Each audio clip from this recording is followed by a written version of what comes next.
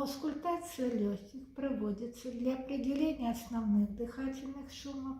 Это дыхание визикулярное и бронхиальное, и определение побочных дыхательных шумов.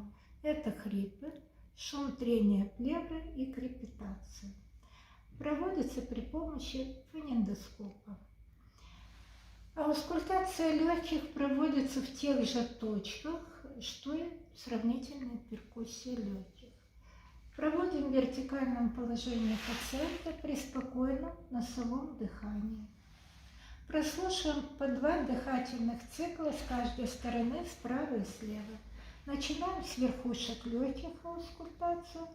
Над ключицей устанавливаем стетофонендоскоп. Сравниваем дыхание справа и слева. Под ключицей. Первое межреберье.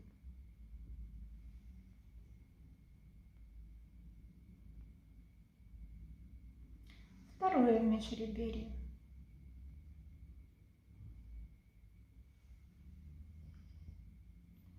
Обращаю ваше внимание, что на уровне рукоятки грудины мы можем прослушать бронхиальное физиологическое дыхание.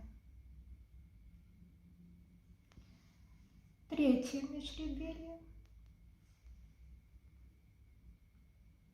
Слева дальше не прослушиваем, поскольку идет сердечная тупость. Справа продолжаем прослушивать в 4-м и 5-м межреберьях.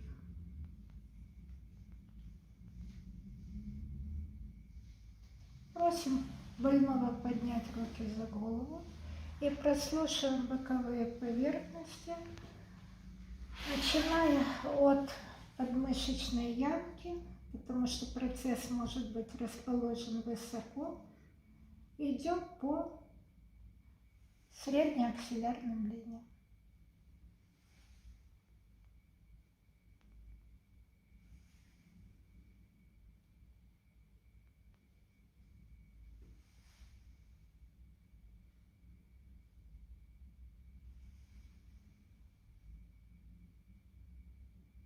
Просим пациента опустить руки, повернуться спиной, сложите руки перед собой. Прослушаем верхушки по задней поверхности над остями лопаток.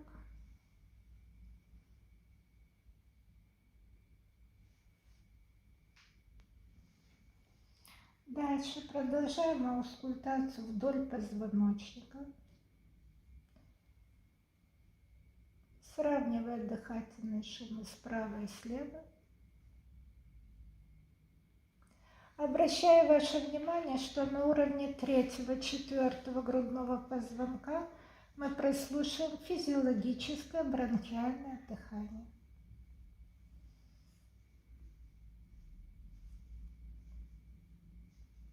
Доходим до угла лопатки. Прослушиваем под углом лопатки.